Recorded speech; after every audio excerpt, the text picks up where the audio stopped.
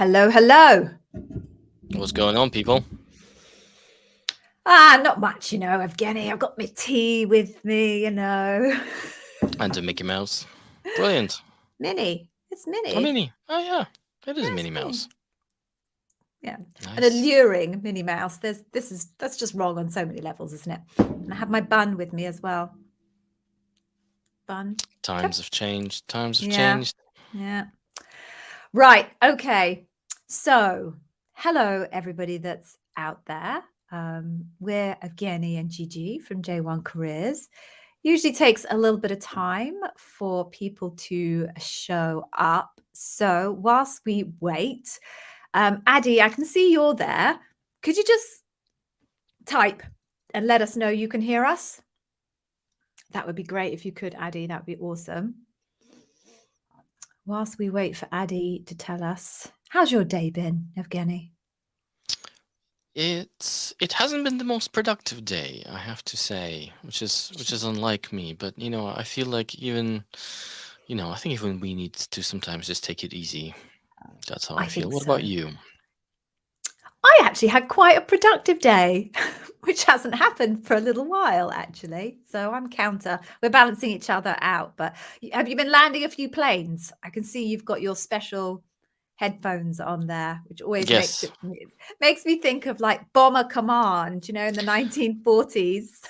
I'm transmitting on shortwave signals around the world. Signals of interview success. I can be more corny than that, by the way.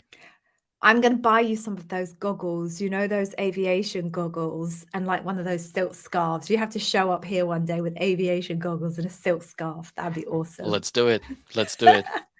Right. So we have a few people here and we've been told they can hear us. So that is absolutely awesome. So why don't we get going? Do you want to kind of just introduce yourself again for anybody that might not know who you are, and then I can do the same? Sure. So the name's Yevgeny. Good luck trying to pronounce it. So I'm the co-founder of Day One Careers. Gigi and I run this interview preparation community and business together. Similar to Gigi, I was an Amazonian for over 3 years, a hiring manager, interviewer, amongst a whole bunch of other things. My LinkedIn profile is all over our website, so if you're interested in knowing more, feel free to check out my profile. And yeah, so Gigi and I have been running Day One Careers together since December or January this year. I don't really remember, but hey ho, we're here to help you with any of your Amazon interview questions that you may have. Cool. Thank you. Right. So as Yevgeny, I hope I say that right. If I don't say it right, you need to tell me, not on air, obviously, but in private, tell me if I pronounce your name wrong. I have to work harder. And I can see I must do because you've got the face on you that I know so well. All right. So I can pronounce my own name. And yes, I am Gigi. And as my colleague mentioned, I was an Amazonian. I was an Amazonian. I was there for 5 years. I was an interviewer, hiring manager, and also particularly I was a bar raiser. One of the differences I think that I just want to share with you all about our channel versus maybe some of the lesser channels. Lesser channels. Trying to be respectful. You're right. You're right. Other channels. Sorry. You're right. British have to maintain some level of British advertising standards. All right. So compared to some of the other channels, one of the big differences you'll find with us is when you interview at Amazon, quite often you can be really interviewing in your own particular space. So recruiters, for example, will have job areas that they focus on, and they've focused our entire careers often on recruiting for just particular roles. And one of the things that's very unique about Amazon is, although they have this very clear and specific interview process, it has enormous variation in it. The interview experience that one candidate receives in terms of the number of interviews or how they're laid out or what exactly they're asked, blah, blah, blah, can actually vary, particularly on the functional side. What we try and do in Day One Careers is bring together as much knowledge as we possibly can about all of the different possible experiences that you might have as an Amazon candidate and put that out on the channel in very specific and actionable terms. So you should be able to, as many candidates do, be able to land your Amazon job using the content on our website. We have lots of other content that we make available. We have our own little business running, but we try and be as detailed as possible in our paid for content and in our YouTube stuff, because it's all about making expert resource and knowledge like ours available to everyone. So this is part of our little ecosystem. We're on YouTube, as you well know. We have lots of content that we put onto LinkedIn. Evgeny often puts in some cool stuff on LinkedIn, a little bit on Twitter as well. I've been seeing recently, dude, you're playing in that space. Ooh, too scary for me. And then we do have our own little school, I suppose we'll put it that way, where we do provide paid courses at a very affordable price for anybody that really, really wants to double down on trying to do their best to ensure that they land their Amazon job. So how this is going to work today is you simply ask your questions in the little comments box there on the right, and between the two of us, we will field those questions and try and provide you as many answers as we can. 2 requests. 1, please don't ask us very generic questions. Hi guys, I've got an interview tomorrow for a program manager. Any tips? Yeah, a whole channel worth of them. So please avoid those. The other thing that I'll say is some of your questions we won't be able to answer. Very specific questions about particular functional areas. There are thousands of job families in Amazon, and as smart as we are, we don't have that level of depth of functional knowledge on all of them. So some of those we may have to bypass. Did I miss could I anything? add one request? Yeah, One tiny yeah. little request. Just add in. Go. So if you can, please type out your entire question in one message. Don't split it across messages, because once the chat becomes active, if you've got part 1 and part 2 and part 3 of your question, we will miss it. So that we don't miss it and we don't have to hunt and go back and forth, just dump it all in just one message and we will do our best to answer. Cool. So if you haven't already asked your question, do drop it there in the comments and we will start trying to find ones to answer. Whilst you're doing that, actually, if you look for the first one, please, Evgeny, I'm just going to bring this up from Addy, who deserves congratulations. Woo! A TPM role. Congratulations. Amazing. What can I say? They're challenging interviews to go through TPMs because, of course, you've kind of got the technical side of things as well as the behavioral side of things. So awesome job. Congratulations. I know we all here at Day One Careers wish you a fantastic Amazon career. And if and when you become a hiring manager, don't forget us. Send your candidates our way. Congrats. Proud of you. Right. Have you got one that you want to do? Let's see. We've got another offer, by the way. I'm just going to bring this up as well. So here we've got an offer from Abimbola. Please forgive me for butchering your name. My name's been butchered for the last 20 years. So if I've just done it to yours, huge apologies, but congratulations on your offer. And so the question is, thanks for all your videos. What can I expect in the background check? Do they call all my previous jobs? So I'm not an expert on the actual process of the background check, because most of the ones that I've done it with Amazon and when I've done it with Apple, they use similar contractors, so they don't do it themselves. What exactly they're doing, I have no idea. I had to provide the telephone numbers and email addresses for HR.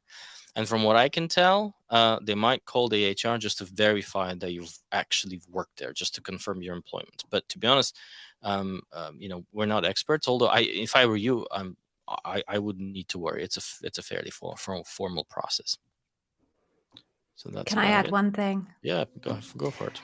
Okay, so I think there's a difference between the background check and there's the kind of the references piece as well. So the background checks is like the technical background check. So do you have the degree that you said on your resume that you have? Do you have a criminal record? All of those things are the background checks. There are also reference checks that they usually do. I'm not sure whether it's different for different levels, but certainly when I've been hiring, where they will ask you for contact details of people in your career history to provide a little bit of a narrative about you and what it was like working with you. And it's a box ticking exercise just to make sure that you weren't the best liar ever in the history of liars and managed to blag your way through the interview. They're not going to check the exact stories that you shared, but they'll speak to that person and say, oh, what was Gigi like to work with? What did you like the most about her?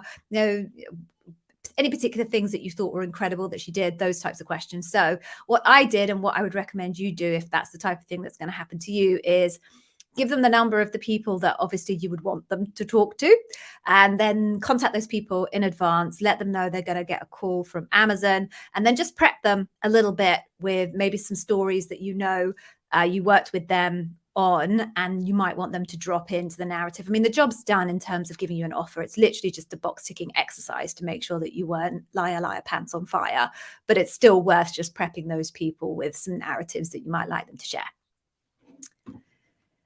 Cool. Okay. So Samesh is here. Yeah, so I just spotted Samesh, who is a long-time follower. So I can't not say, howdy, partner. How are you? And he's got a random question for us. Should I pick that random question? I mean, I know it's not an Amazon interview one, but hey, it's just a bit of fun. Hopefully we come here and have a bit of entertainment as well. So Samesh wants to know, have we ever met each other personally? We have? Yep. Yes, we have. We've been for dinner with our other halves.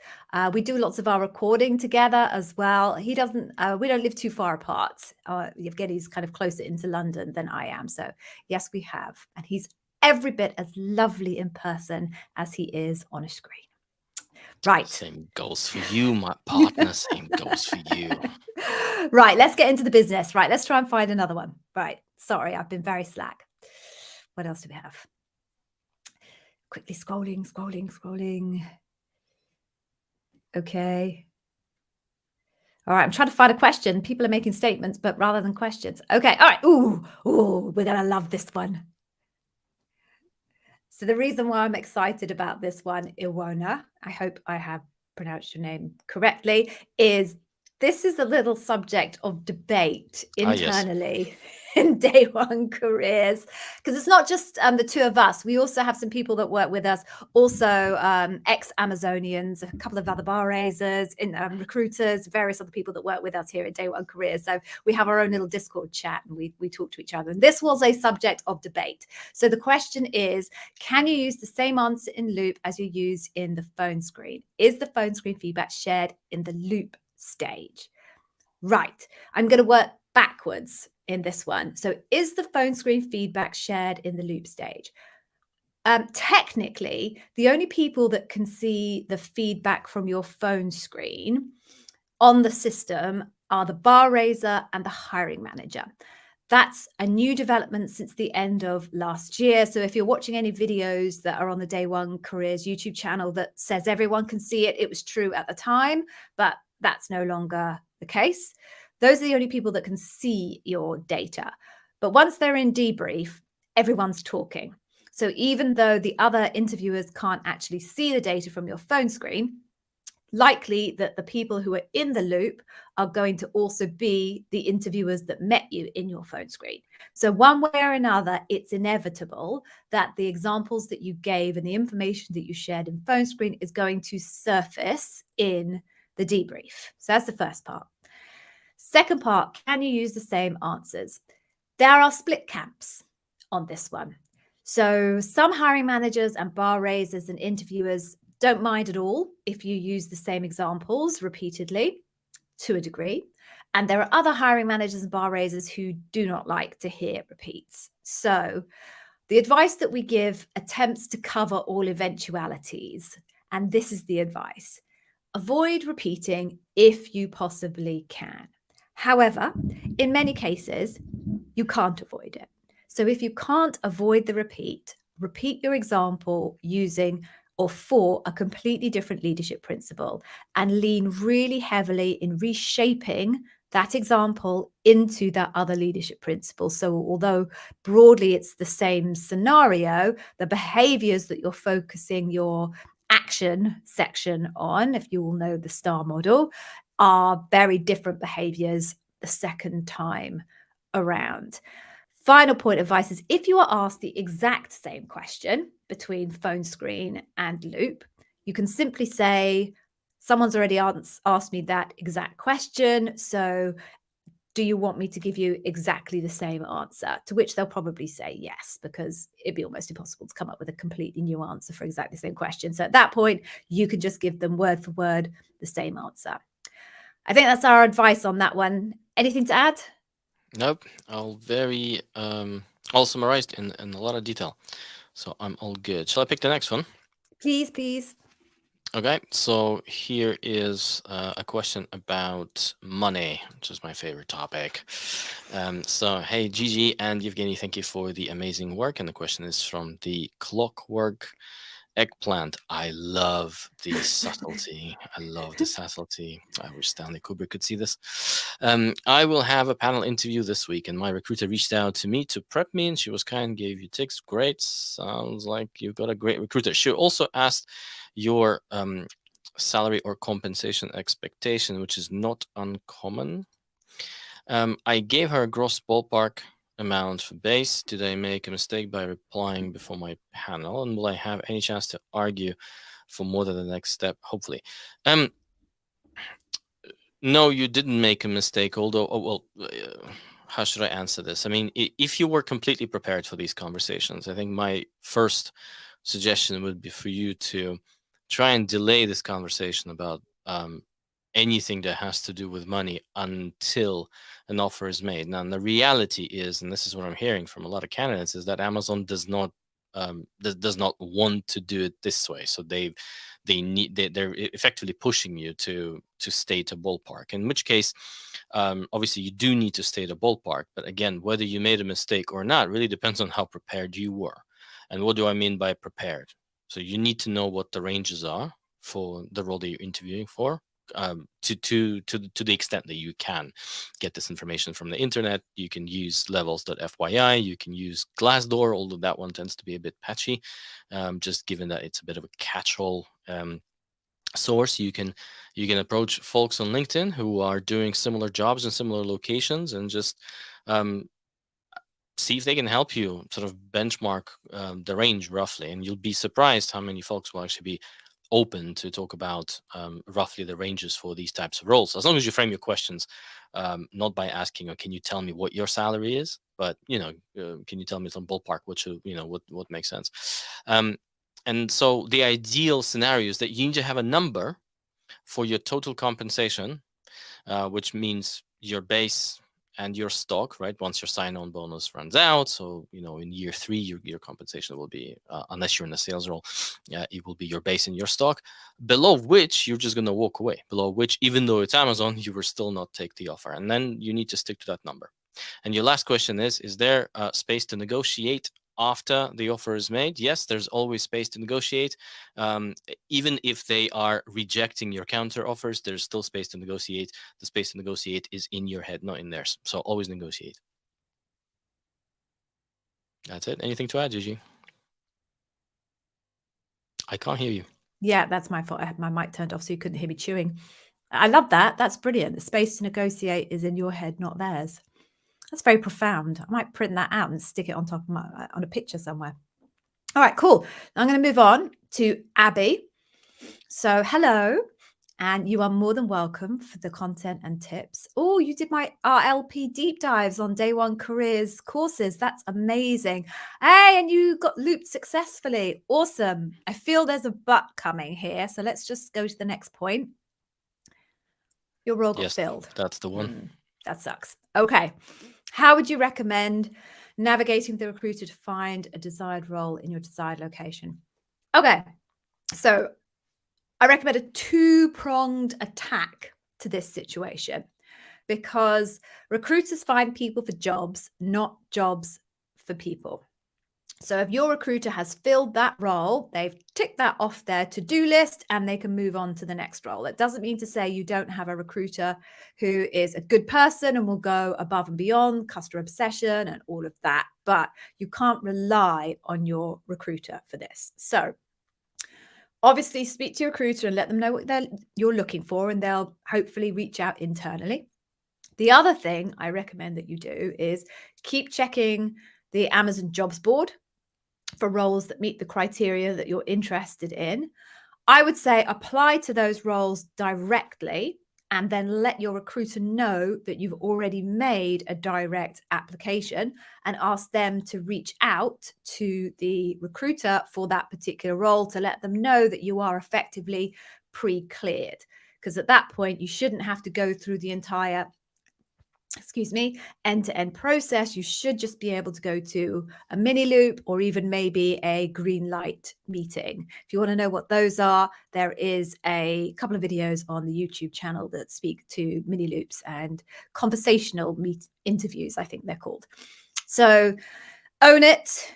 Check the roles for yourself, let your recruiter know, and then if, God forbid, your recruiter finds themselves too busy to reach out to those other recruiters, as soon as they see your resume and open up your profile for the new role, they'll immediately see that you have an inclined outcome from your last loop and will jump on you, I am sure.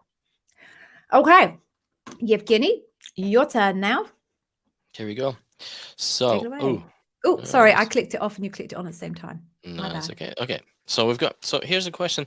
So I'm not gonna show the previous. So it's a question in two parts. So in the first part, the person KBS told us that they've just completed a loop and they're on the edge of their seat, anticipating the debrief. And in this part, they're asking for recommendations for navigating or / negotiating level on compensation, provided that apparently their hiring manager is flexible on both.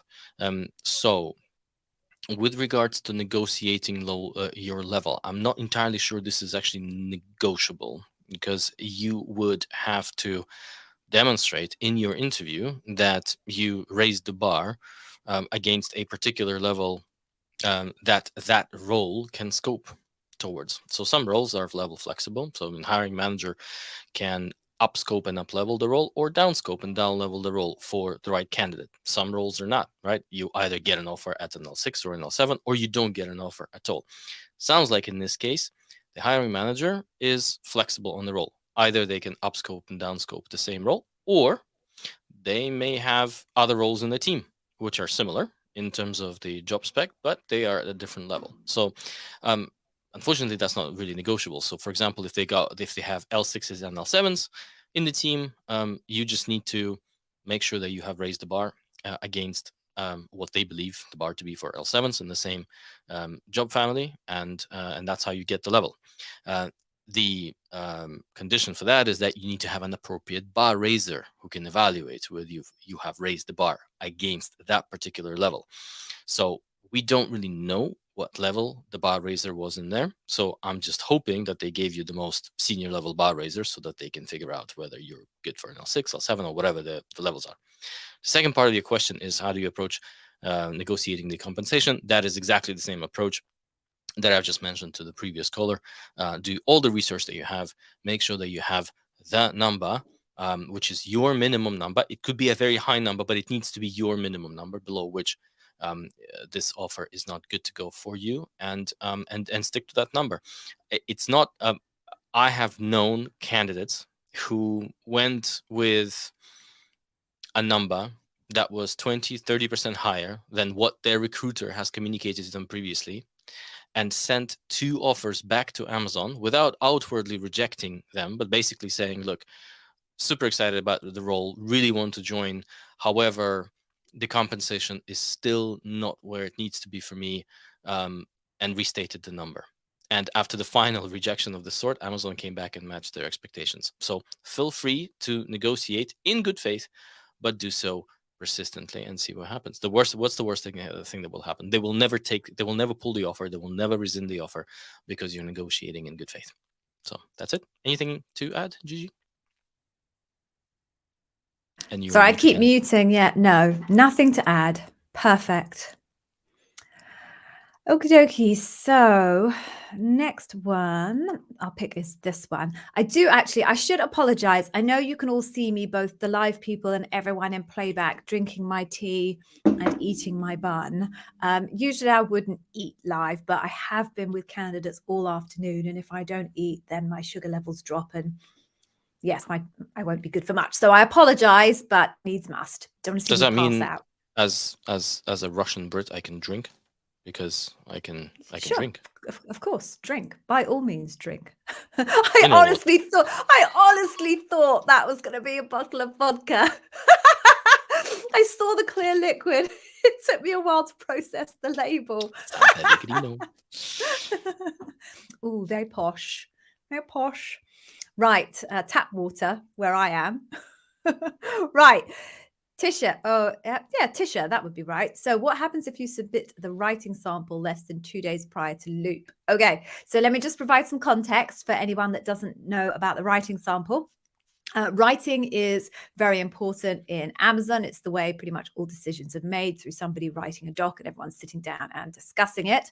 So for the majority of roles, if you are applying for an L6 or above role, you will be asked for a writing sample so that they can get a sense of, can you string a sentence together on a written document. Sometimes people in roles that have a high requirement for writing, such as product managers, they'll also be asked for writing samples at lower levels. So L5s, for example, on product management tend to be asked for writing samples. Okay, so now that we've established that, what happens if you submit the writing sample less than 2 days prior to the loop? Nothing. Quite simply, nothing. It's a bit inconvenient for your interviewers, because some interviewers will prep more in advance than others.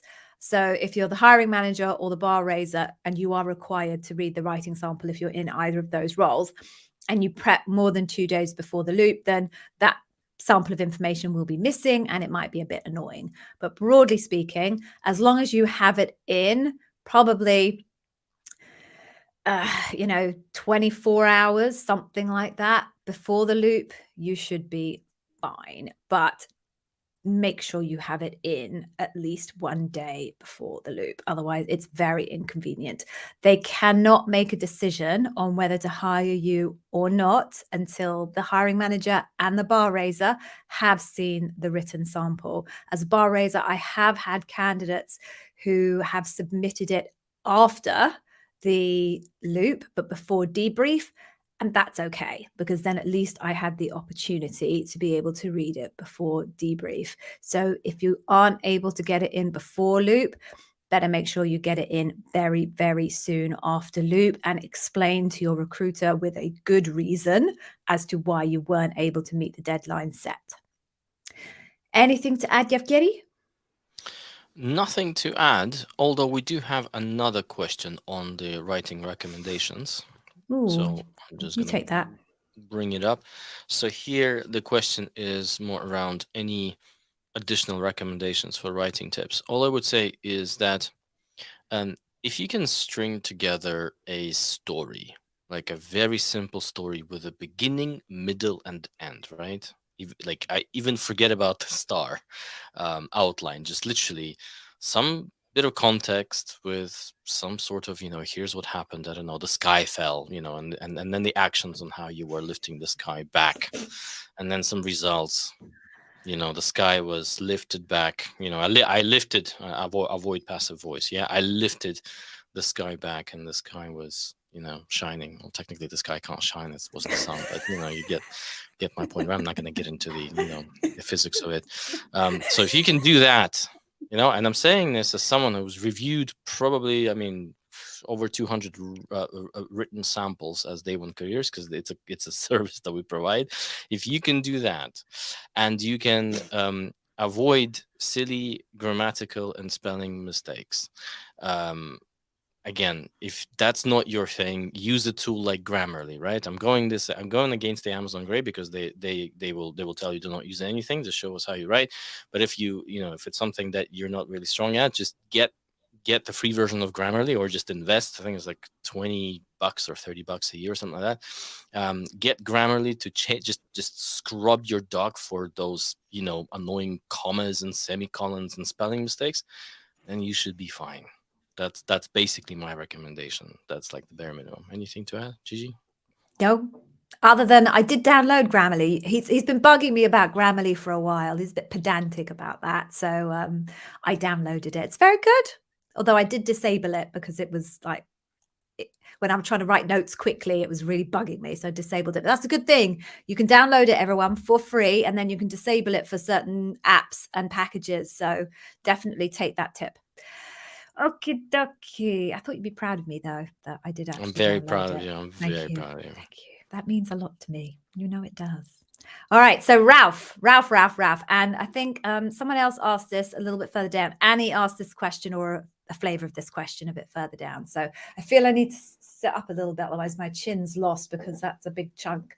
All right. So you are very welcome for the videos, and you got obsessed with them. Oh, that's cool. Right, you finished your loop and it's now 8 business days and no results. Should I be worried? No, you shouldn't be worried. I've been saying this a lot.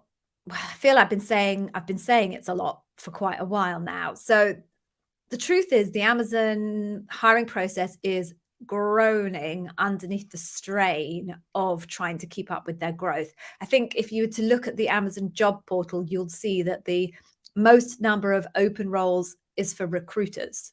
So they are really struggling to keep up. And although there is an SLA for 5 working days post your loop, your final interview in the loop, should I say, because now the loop can be spread across a couple of days, you are supposed to get your answer. The truth is, I would say that SLA is probably being hit, from at least from the candidates that we hear of, 30-40% of the time, and the majority of candidates are not getting that SLA at all. So I would say, for the moment, Raf, don't worry about it. It's outside of your control. I know it's hard. You put a lot of work into it, and you're probably quite anxious to hear the outcome, but don't read anything into it. There's lots of nonsense about people saying that if it takes ages to come through to you, then clearly it's going to be a no. That's not the case. I've had, unbelievably, a candidate not hear anything for a month and then get an inclined offer. So don't read anything into the length of time. It's potentially just a case of logistics and nothing to do with you and your performance at all. Same goes for you, Annie. All right, handing back over to you, Evgeny, unless you have anything else to add. Nothing to add, nothing to that. And I'm pulling up a question about changing questions while changing your answer while you're beginning to give one. So, and the question is, while answering a question, you realize that this may be not the best story for that question. So what would you advise doing? Keep on with the same answer, or ask if you can change it? So I would say that, and I think we've got a video on this as well, right, Gigi? Am I right to say that we've got a video about this? So so do. I'm gonna say, always go back to our YouTube channel for amazing content, and we've got a video that just goes into a lot of detail. So do that, but I'm going to give you a very short summary. So essentially, the closer you are to the beginning of your story, the easier it is on your interviewer if you decide to change your answer. That's basically it.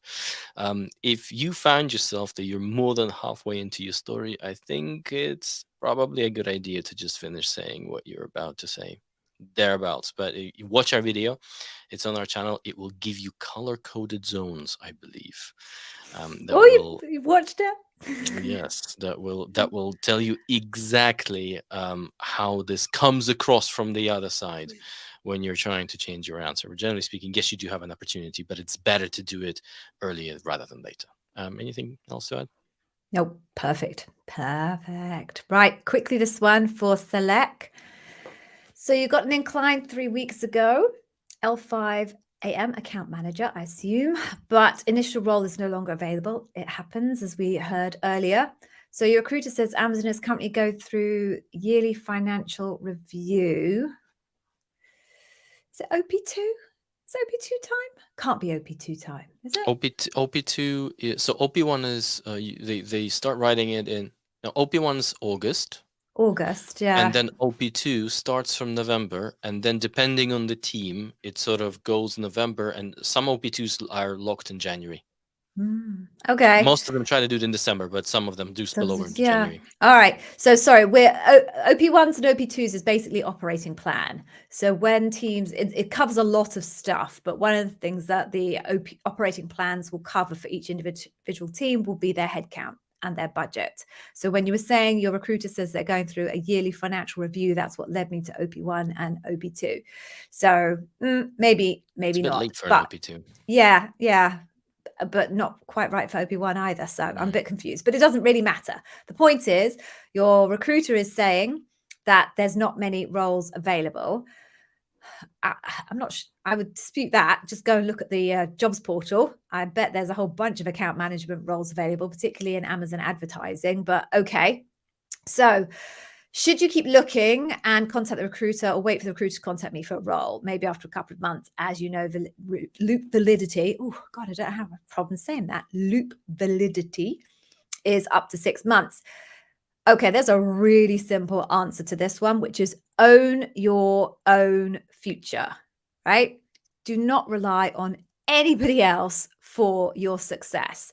Clearly, you have to moderate how much you harass anybody, particularly, but you got an inclined, it lasts for 6 months, the clock is ticking. So be proactive. As I said to a candidate a little bit earlier on, go onto the job site, look for roles that you think appeal to you, apply to those roles, let that recruiter know that you've made those applications, and ask them to reach out to the recruiters for those roles. They're probably more likely to do that for you, just quickly touch base with the recruiter when you've already applied, than they are to do all of the legwork for you and actually look for roles on your behalf. So seriously, the clock is ticking, own it, keep driving it through, and you will be fine. Fingers crossed. I did have a candidate who managed to get themselves a role. This made me very nervous. I don't think I ever told you about this story, Evgeny, but I had a candidate before we got together who got an inclined, but there were no roles.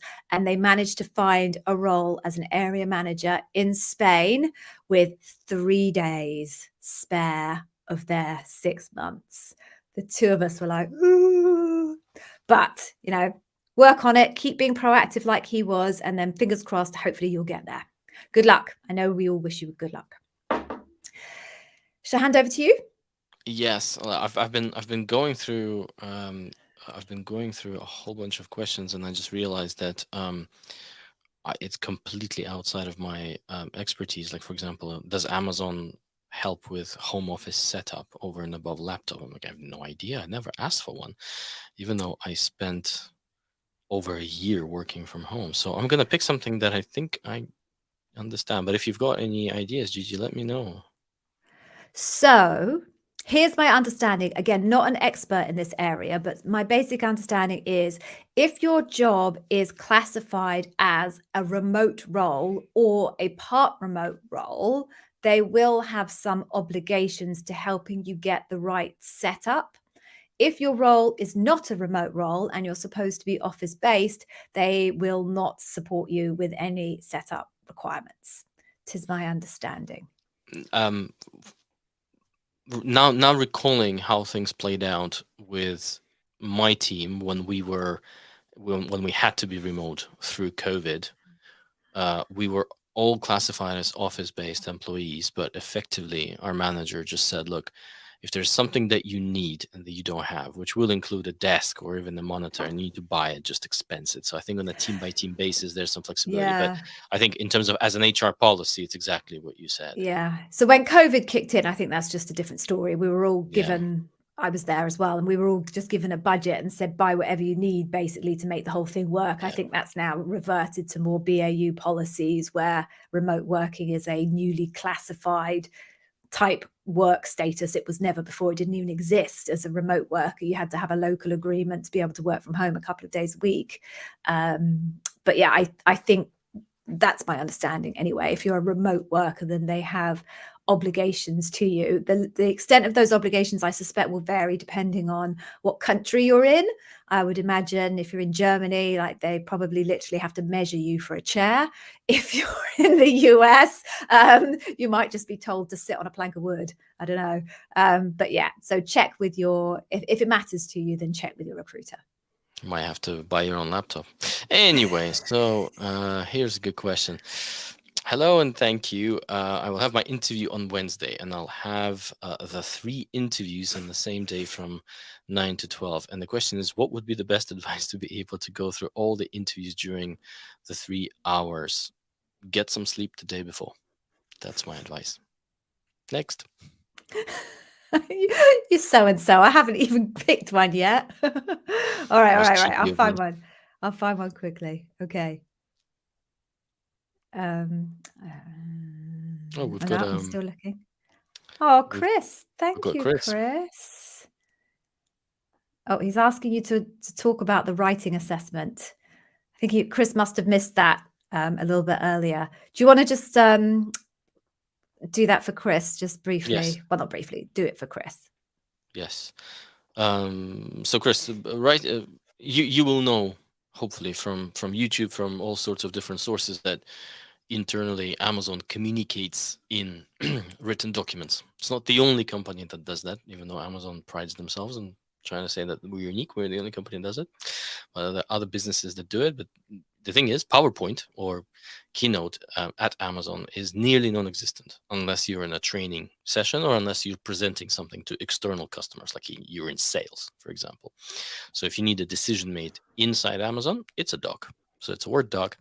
And so Amazon believes that you need to be able to write clearly because it is an indication of you being able to think clearly. So a writing exercise is basically that. It is an exercise that allows Amazonians and the hiring manager to assess whether you can string together a simple, logical, concise story. The writing exercises have multiple different flavors. The one that seemed to come to us for reviews is the one that is based on a leadership principle. So they would pick one of the leadership principle questions, throw it in there, and you just need to produce a story like the story you would produce in an interview, but just you need to produce a narrative. So, but there are other flavors of writing exercises. Some are more technical and functional, but the generic one that you get in a non-technical role is basically something along the lines of a leadership principle question, and you need to produce a narrative. What makes a good narrative? So keep it under 2 pages, font sort of 10-ish, thereabouts. There's no need to keep the narrative more than 2 pages. I would even go as far as to say try to get it sort of between 1.5 and 2 pages. Be structured. Try to follow the STAR framework loosely. There's no need to write a whole bunch of subheadings: situation, task, actions, results. You can use them, these subheadings, if it helps you write the actual text, but then you need to be able to delete these subheadings, and the text has to flow without them, because these subheadings, they're good crutches for your writing, but your writing has to fly without these crutches. So you can use connector words in order to help you do that. If you are able to just produce a story that has the beginning, the middle, the end, bit of context, bit of actions and results, very, very simple story in a language that is neither too colloquial or informal, but neither too academic and difficult to write. If you don't use sentences that are as long as the Great Chinese Wall, if you can produce a narrative that doesn't have lots of grammatical and punctuation mistakes, for which you can use various tools to check, including stuff that's baked into Microsoft Word or Grammarly, then you should be fine. So that's basically it. That's all they want. And it's a test of writing. And you're on mute again. Duh. Okay. I finished eating now, so it won't happen again. Right. So at this point, I'm just going to pause us for the moment, Evgeny, and say to everybody, we have an ask in return. So clearly we put a lot of time into these sessions and also the 150 odd videos that exist on our channel. We do have a request for you in return. In order for our content to surface, the algorithm needs positive engagement signals. Those positive engagement signals are either you liking the stream or dropping us a little comment. So please, whenever you watch any of our videos, as a gift back to us, please do always press the thumbs up button and give it a like. Or if you can, spend the time, give us a comment.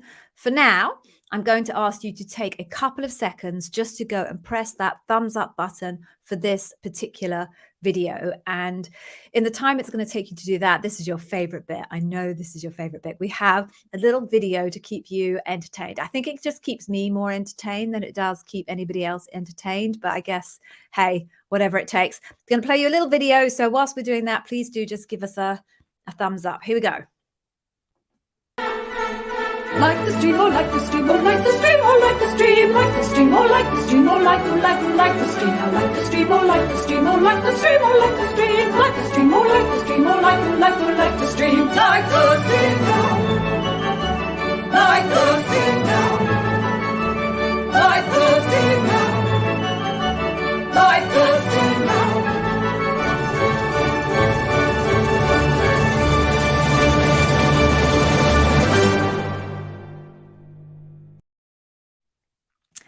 Well, I hope you all enjoyed that. I need to re-record that with one of your, because I did this before Yevgeny and I got together. I just need to drop your face into one or two of those, don't I? I'll do that for next week. Right, put that on the sprint. Just I'll don't do make that me for next sing, week. please. Otherwise, this whole I won't process make is you gonna go sing. Beatles. No, and it took me a while to record that in Microsoft, in Adobe Audition. So I have no intention of doing that again. Okay, right. So thank you, everybody. And if you did like us and give us a little thumbs up, thank you very much. If you didn't, why? Please do. Okay, so I am going to pick one that I already spotted earlier. So I'm just going to grab that. And here we go. So, Ria, you wanted to know that suppose a candidate from another country is eligible for a particular role in another country at Amazon, AWS, can that candidate, and then you did a great job of quickly getting that in before somebody else did in the step below, apply for a role to remote work? So I don't know the definitive answer on this. So I'm going to tell you what I'm going to tell you with a little bit of a grain of salt and tell you to go away and speak to, if you can, the recruiter for that role or a recruiter that you can find on LinkedIn that you think hires for similar types of roles. And there are tons of AWS recruiters on LinkedIn. I suspect not. And I suspect not for tax reasons. So I cannot tell you why Google is able to offer their employees to work from anywhere. But based on my knowledge of how kind of Amazon is set up from a corporation point of view across the globe, paying someone in one tax dominion to work for another tax dominion becomes incredibly complicated. So I would suspect not, but as I say, I'm not telling you 100% that is the case. Do try and find maybe a AWS recruiter on LinkedIn and ask them that question. Okay, moving on. For tax advice, do not come to Day One Careers. All right. So here's a question about the bar raiser. So how do you impress the bar raiser? And it's I mean, there's a lot of depth in the answer about this because these bar raisers, they're picky. They're picky people. So you do need to think about how am I going to impress the bar raiser. So here's the answer. Stop thinking about how to impress the bar raiser. I'm not saying ignore the bar raiser. They're very nice. They're there for your protection and to make sure that the loop is unbiased. They're actually amazing people. That being said, the bar raiser is not a decision maker in the loop. They have a veto power and they influence the decision. And obviously, if the hiring manager wants to hire you and the bar raiser doesn't, that's it. That's the end of the road. But the debrief where the discussion about your performance happens, it usually tends to be a real discussion. Like it's and sometimes people in this discussion change their minds. So you need to impress every single person in your loop. And in order to do that, you need to shoot for a very consistent interview performance.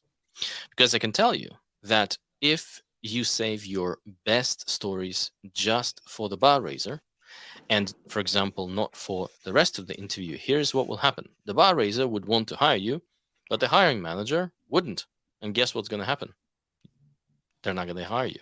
So the reason why there is this setup at Amazon is that the decisions are well balanced. There are checks and balances. There are checks and balances against everyone's bias.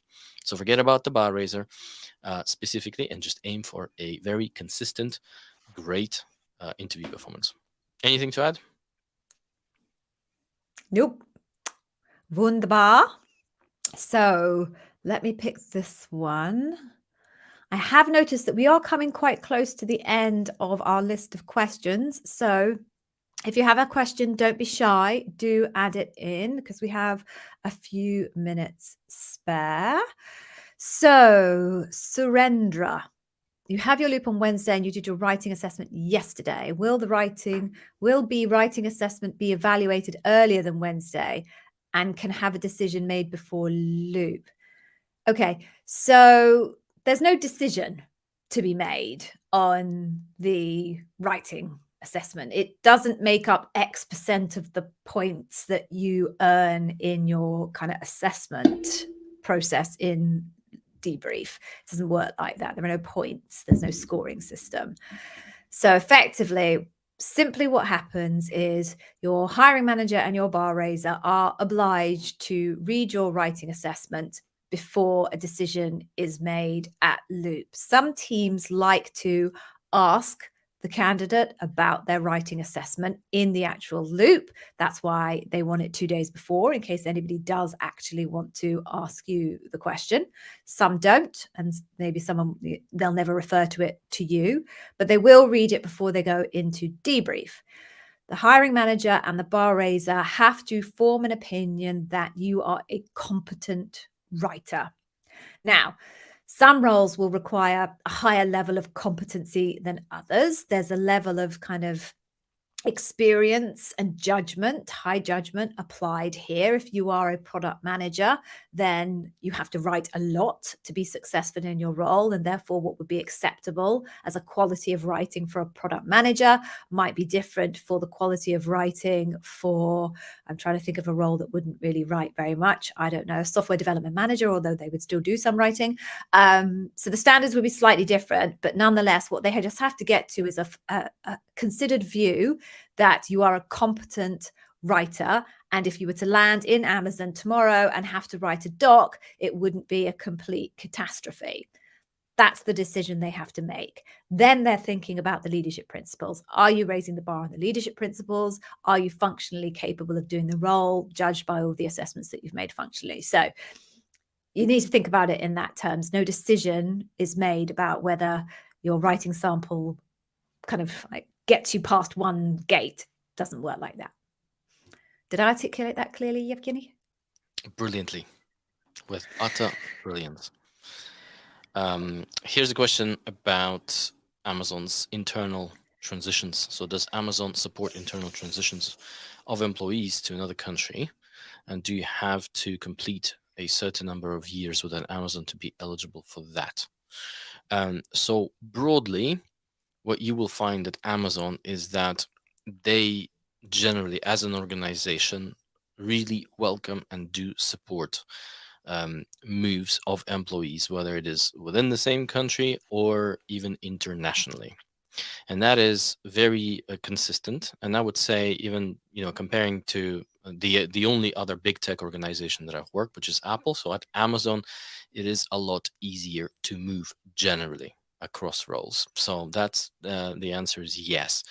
The only thing is, the process is very similar to what you would encounter outside Amazon as a candidate. You have to interview, and you can apply without even knowing the hiring manager. And you can basically cold apply. And I'm not suggesting cold apply to many, but you can show up. You can get in touch with hiring managers whom you would not have known before. And if you're successful and if they want to hire you, they'll hire you internally. You can also apply to positions where you do know the hiring manager and you can network internally as well, and that also works and it does help. So it's basically an internal open market for jobs, and you eat what you hunt, basically.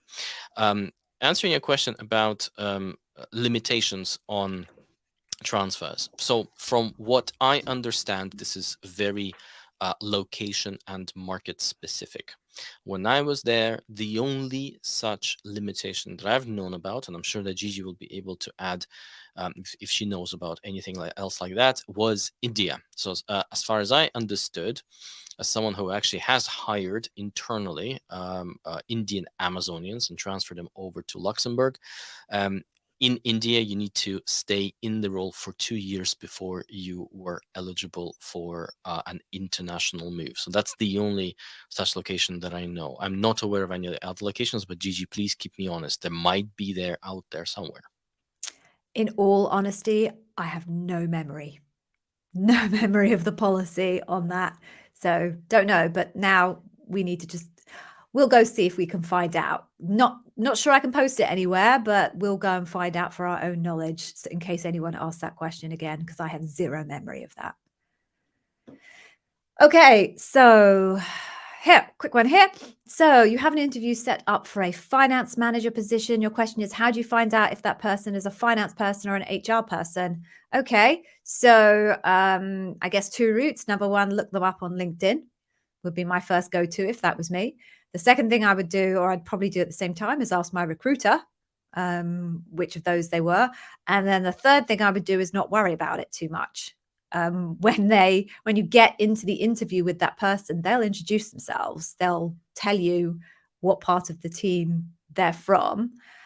I guess the only reason why you should necessarily care what their skill set is in terms of how you actually frame your stories and the level of assumption that you put into your stories about the knowledge base of that individual. But that said, I think everyone should go into their interviews assuming that they need to expect that the person doesn't understand what they're going to be talking about in terms of the technicalities and the acronyms, and always be prepared to explain those things to your interviewer. So if they already know what you're talking about, they can quickly just say, yeah, I know what that acronym means, let's move forward. Or if they don't, then you will be prepared to explain it clearly and ensure they have the appropriate context. Hope that helps. Excellent. Here's a question about asking stuff like, is there anything else you need to hear to solidify my candidacy? So I'm going to widen this a little bit, because there's this question, but also we get some questions from other candidates who are asking stuff like, should we be sending follow-up questions or ask our interviewers for feedback or stuff like that? So what I'm going to say is, don't do it. So things like sending thank you notes to people for via the recruiter is fine, but just do it if you want to be a nice person. Don't try to manipulate the outcomes of your interview, because you will not be able to do so. See, an Amazon interview is, from your interviewer's perspective, it's an evidence collecting exercise. They ask you a question, you provide examples of your behaviors. Those examples are evidence. They're going to be typing them up into the system like mad, to a point that they may sometimes even lose eye contact with you, but that's just something that they do sometimes. And based on that evidence, and only facts count as evidence and nothing else, they're going to make that decision, or rather they're going to make that vote, and then the hiring manager will make that decision. So don't try to manipulate that decision by doing something like this. I know it's all being done out of good faith, and I just wanted to kind of save you getting yourselves in awkward situations with Amazonians. Just do the best you can in an interview, answer your questions to the best of your ability, make sure that you understand the leadership principles, you can storytell in a STAR format, that you're comfortable handling questions and answers, and follow-ups and drill downs from your interviewers, and that is all that you need, nothing else. Would you add anything, Gigi? I would like to add one thing, if I may. So to me, is there anything else you need to hear to solidify my candidacy? They don't need your permission to ask if there's anything else they want to know. If there was anything else they needed to know, they'd ask it. So it's a pointless question because they'd have done it if they wanted to. Okay, that's just my little bit there. So I'm going to do this one quickly for Vudata because they've asked it a couple of times. So clearly want the answer. So do we have any video that provides information on how many rounds and interviews will be conducted for senior solutions architect role and what is tested in each of those? So no, number one, we don't do functional specific videos because there are thousands of different job families and it would take a very long time and have a pretty low ROI. The second thing is actually there's no one answer to this anyway. Particularly when it comes to the early rounds, different teams can do different things. It's quite flexible in terms of the choices that teams make. So I've coached some solution essays and they've had one phone screen and gone straight to loop. I've coached other essays and they've had 2 phone screens and then gone onto loop. It can be very variable. I've also coached essays who had their first phone screen and they weren't asked a single behavioral question. And it was all technical and reviewing their resume. I've had other essays where they didn't even get onto technical questions. It was just talking about their resume and projects. I've had other essays. We have a lot of essays. I have noticed that actually, that the world seems to be flooded with solutions architects these days. I've had other ones who had reviewing their resumes, behavioral and functional. So anything goes, I'm afraid. And there's nothing that we can tell you in terms of what your exact experience will be. And I doubt anyone else could either, other than your recruiter. So ask your recruiter. Anything to add, Yevgeny, to that? Nothing to add other than the fact that I have to run, unfortunately. Are you going? Yes, of course you do. take Right, care of we my do that. kitties. Yeah, go take care of the kitty pops and I will finish this one off. Take care, everyone, and we'll hopefully see you next week. Bye-bye. See you, Yevgeny. All right, so I'm going to do one more and then I too have to feed my children. So which one will I pick?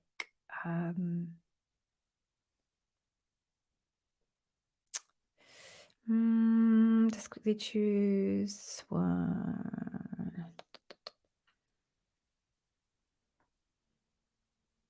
I did find it there. Where was it? Oh, this one here. This is the one I'm going to finish on. So Iwona, hello. So how do you ask the person to rephrase the question if you don't get what leadership principle they're asking about? Okay, so I'm going to answer this in 2 parts. The first thing is, don't think about what leadership principle they're asking you about and whether you know which one it is or which one it isn't. Answer the question. Read the question, write the question down, have a look at it, and ask yourself, what are the key words in this question, which is obviously what they want to hear me talk about. So, for example, tell me about a time when you had a problem in like a project, a product, a customer experience, whatever it is, and you had to go down several layers in order to root cause it. Okay, well, there's clearly some key words there. Tell me about a time, not keyword, where you had a problem in a something, problem. Okay, that's a keyword, problem, underline that you had to go down several layers to root cause. Okay, several layers. All this person wants to hear me talk about is a problem where I had to go down several layers to understand it. Boom. Now, I obviously know which leadership principle that is, but even if you couldn't pin what leadership principle it is, if you answer the question, problem, several layers deep, you'll hit the leadership principle or near enough. And then your interviewer will guide you with follow-up questions towards the type of behaviors that they're looking for information from on that leadership principle. So to a degree, you want to make sure you want to understand what the leadership principle is. But if you don't get the leadership principle, don't ask for another question just because you don't get the leadership principle. Answer the question. Make sure you've worked out what the key words are and reflect that information in your action section. And if you're not quite on point, your interviewer's job is to guide you with follow-up questions. That was the first thing I want to say. The second thing I want to say is sometimes you don't even understand the question that's being asked. Certainly, I think some of the wording and language in the Amazon interview question bank is quite US centric in my particular point of view. And when I've used that language on talking to Europeans, the French, the Spanish, the Italians, the Portuguese, the Turkish, the Japanese, when I've used it kind of on those types of candidates, the phraseology trips them up. So if you don't understand the question because literally the language is not making sense to you, you can simply say, could you just rephrase the question, please? I don't think I quite understand it. And then your interviewer will take that as I probably need to use different words and rephrase it for you. I know that wasn't your point, Iwona, when you asked the question initially, but it's just in a nuance that I just wanted to share with everyone else out there. Okay, so I don't think I mentioned it at any point in this, but we have an amazing freebie that I want to give you. I usually mention that, but managed to forget this time. So here we go. Go to this website here. I always get the direction of this thing wrong. Go to this website here and you can get a free course from Day One Careers. It is a deep dive on customer obsession. It teaches you about the facets of customer obsession. It's a way of understanding the leadership principles that's unique to us, developed here at Day One Careers. You won't see it anywhere else unless they've stolen it from us, but it really helps you identify what types of examples you need to use for that leadership principle. Then it will give you pretty much tell you what your interview is looking for in terms of the behaviors. And then finally, there is a recorded mock interview of me interviewing me, different hair and makeup, blah, blah, blah. It's very professional looking. And so you can see how it all comes together in an interview. So please go get that totally free. I would say 90% of you, if you get it through to Loop, will face customer obsession as a leadership principle. So it's, end-to-end course. We usually sell it courses of that equivalent for $15. So it absolutely stands on its own feet as being a valuable course. None of this kind of half-baked stuff that you can't actually understand anything from and have to buy more product in order to make sense of it. Perfectly things stands on its own. Okay, so thank you very much, everybody. Please, sorry, Samesh, I've been making you hungry with my bun. Sorry. Please come again next week. For those of you who've managed to get roles, congratulations. We are super proud of you. For those of you who have interviews coming up this week, fingers crossed, I hope it goes well for you. Thank you for joining, and we will see you again next Monday. Stay safe, everybody. Bye-bye.